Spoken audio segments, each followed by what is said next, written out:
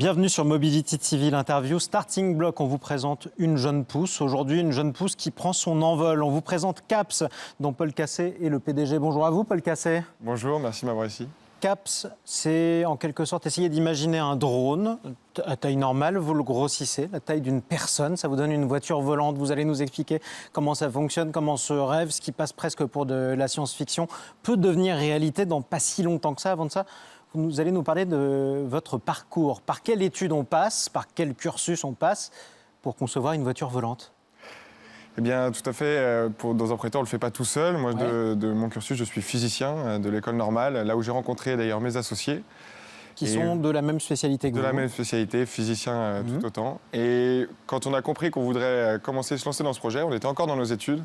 Et j'ai voulu faire un master en finance à l'ESSEC pour venir compléter mon parcours et appréhender un peu ce long projet. Ce qui vous permet d'imaginer un nouveau marché, un nouveau modèle de déplacement. Alors, je vous ai dit voiture volante. À qui elle s'adresse ? Où elle s'adresse ? On est pour la ville plutôt ?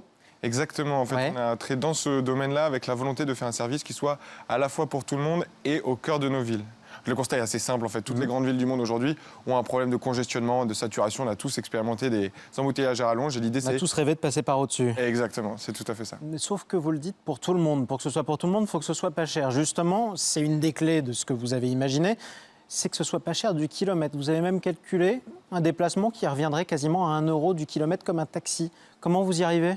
Bien sûr, regarde le prix d'un taxi aujourd'hui. En fait, 80% du prix de la course que l'on paye à la fin, ça revient à la fois au coût de conducteur et les coûts d'essence. Nous, on a un drone électrique qui est autonome.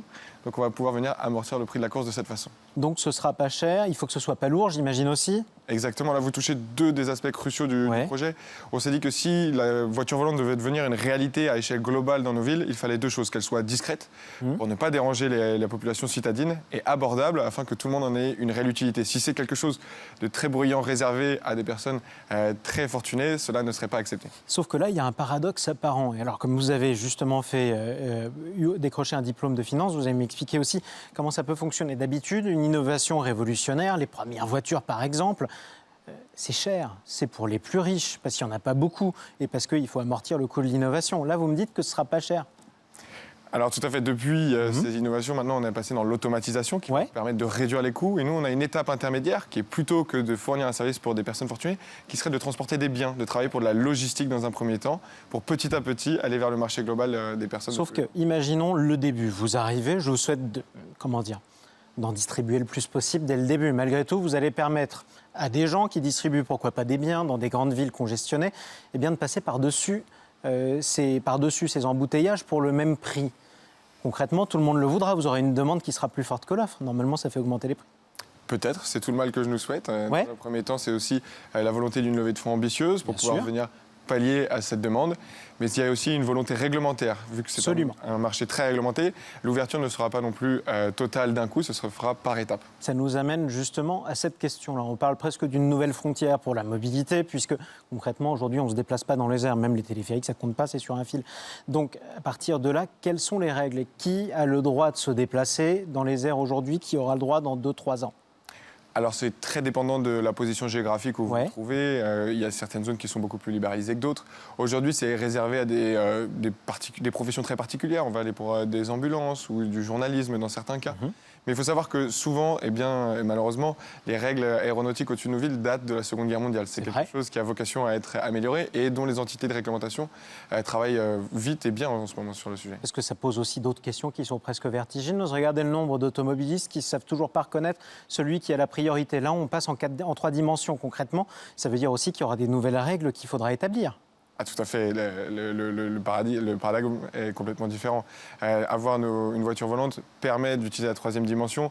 L'avantage, c'est que les gens ne les piloteront pas eux-mêmes et nous n'aurons pas ce problème de fluidité qu'on peut avoir au sol. Donc, parlons maintenant des perspectives. Vous l'avez rappelé, vous visez une levée de fonds ambitieuse. Normalement, la première voiture volante de CAPS accessible, elle sera pour quand ?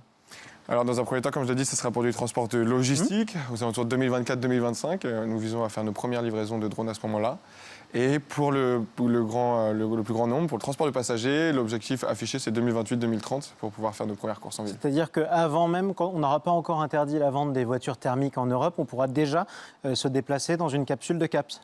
C'est tout l'objectif, en effet. Justement, je l'ai dit d'ailleurs, CAPS, capsule. CAPS, pour moi, ça veut dire majuscule en anglais. Vous, c'est un acronyme. Exactement, pour capsule aérienne pilotée par satellite. L'objectif, c'est d'avoir une capsule complètement autonome et qui va être indépendante des infrastructures. Vous avez dit pilotée par satellite, ça veut dire que je monterai dans ma capsule, ou alors je mettrai ma cargaison dans ma capsule au début, et quelqu'un la pilotera à distance.